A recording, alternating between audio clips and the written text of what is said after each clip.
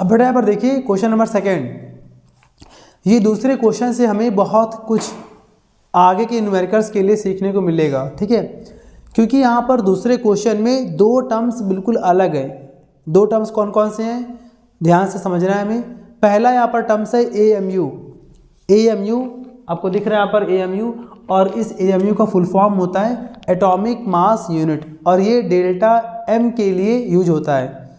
मतलब कहने का AMU इज द, हम कह सकते हैं कि AMU is the unit of delta M, यानी कि मास डिफेक्ट, ठीक है। और यहाँ पर दूसरा जो टर्म यहाँ पर टर्म है वो यहाँ पर क्या है, न्यूक्लियॉन है। तो पहले हम यहाँ पर आपको AMU और न्यूक्लियॉन के बारे में पहले समझा दे रहे हैं, जिससे कि इसके आगे के जितने भी न्यूमेरिकल्स हैं उसमें अगर AMU या न्यूक्लियॉन्स आए तो आपको डिस्टर्बेंस ना हो, आपको कोई भी न्यूमेरिकल्स को लेकर कन्फ्यूजन ना हो। चलिए देखते हैं यहाँ पर हम सॉल्यूशन।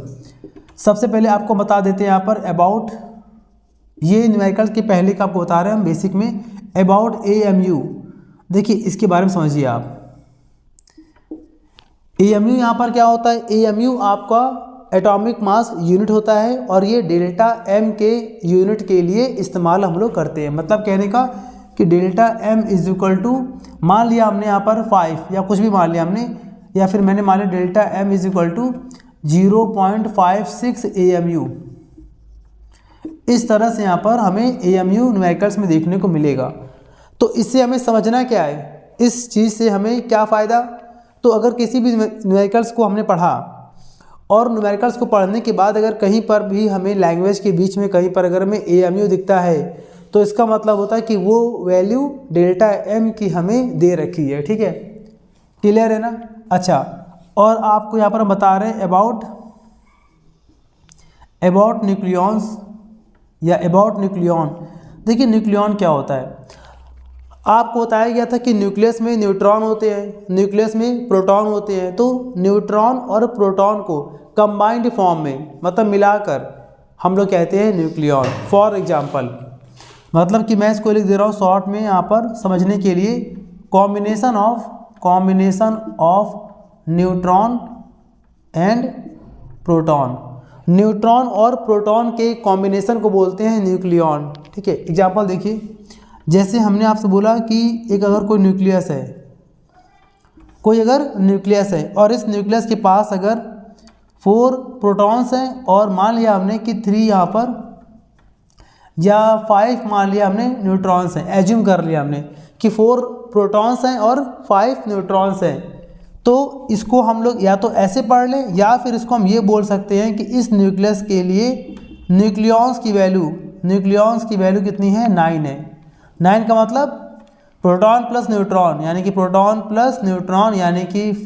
+ 4 यानी कि 9, ये हमारा न्यूक्लियॉन्स का मतलब होता है। तो इस न्यूमेरिकल के लिए आपको AMU यानी कि एटॉमिक मास यूनिट को और न्यूक्लियॉन्स को समझना पड़ेगा, जिससे कि ये क्वेश्चन हमारा आसानी से हो जाएगा। अब यहाँ पर एक और चीज़ समझ लीजिए, यहाँ पे जरा नोट डाल के कॉपी कर लीजिएगा। ये सारे पॉइंट्स को पहले कहीं अलग में आप बेसिक फॉर्म में कहीं पर भी आप नोट कर लीजिएगा, ठीक है। अब यहाँ पर नोट में क्या पढ़ना है, एक AMU की वैल्यू 1 एटॉमिक मास यूनिट की वैल्यू होती है 931 मेगा इलेक्ट्रॉन वोल्ट। याद रखिएगा, इसका हमें हर जगह इस्तेमाल करना बेटा। यहाँ पर लिखा हुआ है 931, ठीक है। तो एक AMU की वैल्यू मेगा इलेक्ट्रॉन वोल्ट में 931 होती है, ठीक है। ये पूरा हमें यूज करना है। पहले जल्दी से यहाँ तक पहले कॉपी कर लीजिए आप। चलिए, कॉपी कर लिया होगा आपने, स्क्रीनशॉट ले लिया होगा। अब देखिए, अब देखते हैं हम लोग न्यूमेरिकल्स को यहाँ पर।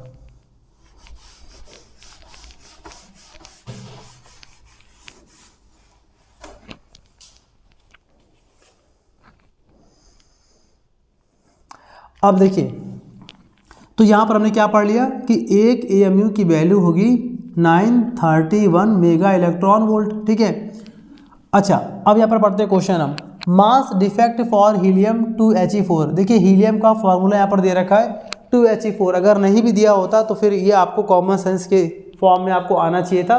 तो हीलियम का फॉर्मूला यहाँ पर दे रखा है और बोला गया हीलियम के लिए मास डिफेक्ट की वैल्यू दे रखी है 0.0304 AMU, यानी कि AMU से हमने यहाँ पर गैस कर लिया कि ये डेल्टा एम है, ये डेल्टा एम दे रखा है। तो सबसे पहले करेंगे यहाँ पर since delta M is equal to 0.0304 AMU। फिर हमसे बोला गया है find out binding energy per nucleon. आपने सिर्फ यहाँ तक थ्योरी में पढ़ा हुआ है, मैंने आपको यहीं तक थ्योरी में पढ़ाया हुआ है बाइंडिंग एनर्जी।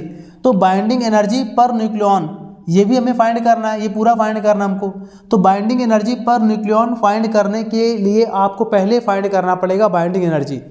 तो मैं यहाँ पर ऐसे कर दे रहा हूँ कि सिंस बाइंडिंग एनर्जी, पहले हम यहाँ पर फाइंड करते हैं बाइंडिंग एनर्जी और इसके बाद हम फाइंड करेंगे बाइंडिंग एनर्जी पर न्यूक्लियन। आपके बोर्ड एग्जाम में बाइंडिंग एनर्जी को लेकर दो टाइप के क्वेश्चंस आते हैं। पहला यहाँ पर आता है क्या, बाइंडिंग एनर्जी, या तो आपसे सेपरेटली आपसे सिर्फ और सिर्फ बाइंडिंग एनर्जी पूछ लेगा, और या फिर इसमें बोलेगा आपसे बाइंडिंग एनर्जी पर न्यूक्लियन क्या है। तो यहाँ पर देखिए इस क्वेश्चन में आपको दोनों ही टाइप आपको आ जाएगा। तो बाइंडिंग एनर्जी आपको यहाँ पर पूछा गया है। तो बाइंडिंग एनर्जी का फॉर्मूला क्या होता है, डेल्टा एम, ठीक है यहाँ पर ना, delta M into 931 mega electron volt, बेटा ये होता फॉर्मूला। मतलब कहने का कि आप यहाँ पर AMU को ध्यान दीजिएगा, देखिए डेल्टा एम अगर हमें AMU दे रखा है तभी आपको यहाँ पर ये फार्मूला अप्लाई करना है, ठीक है। मतलब कि डेल्टा एम में अगर आपने 931 मेगा इलेक्ट्रॉन वोल्ट से मल्टीप्लाई कर दिया तो ये हमारा जो भी आंसर आएगा बेटा वो हमारा आंसर क्या आ जाएगा, बाइंडिंग एनर्जी। इस फॉर्मूले का इस्तेमाल आपको कब करना है वो भी सुन लीजिए। बाइंडिंग एनर्जी के दो फॉर्मूले हैं, एक तो बेटा आपको मैंने लिखवाया है binding energy is equal to delta M into c square. मतलब एक बार हमें डेल्टा एम में यहाँ पर सी स्क्वायर से मल्टीप्लाई करना पड़ता है, जो कि E is equal to M c square का दूसरा फॉर्म होता है। पर वो आपको सी स्क्वायर से मल्टीप्लाई कब करना पड़ेगा, जब आपको delta M mass defect delta M की वैल्यू AMU में ना देकर kg मतलब किलोग्राम में आपको दिया होगा। तो अगर आपको मास डिफेक्ट की वैल्यू AMU में दिया है उस समय आपको बाइंडिंग एनर्जी फाइंड करने के लिए उस डेल्टा एम में 931 मेगा इलेक्ट्रॉन वोल्ट से मल्टीप्लाई करना पड़ेगा, वही आपका आंसर होगा, ठीक है। तो यहाँ पे कर लेंगे therefore binding energy is equal to delta M की वैल्यू अप्लाई कर देंगे 0.0304 क्रॉस 931 मेगा इलेक्ट्रॉन वोल्ट। ये पूरा बेटा हमारा आ गया, बाइंडिंग एनर्जी आ गया, ठीक है। अभी इसको हम बेटा बाद में मल्टीप्लाई कर लेंगे, ठीक।